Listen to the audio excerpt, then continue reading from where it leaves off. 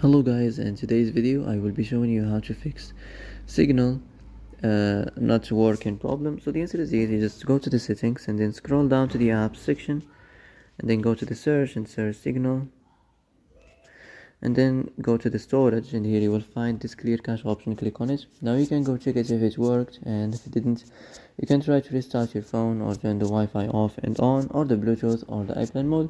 Also you can try to clear data, but be careful. If you clear data, all these applications data will be deleted. This includes all files, the settings, the accounts, the databases, etc. So be careful if you want to clear your data.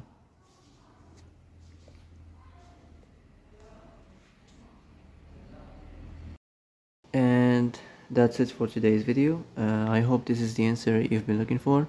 If you like this video, don't forget to like and subscribe, and see you in the next video. Thanks for watching.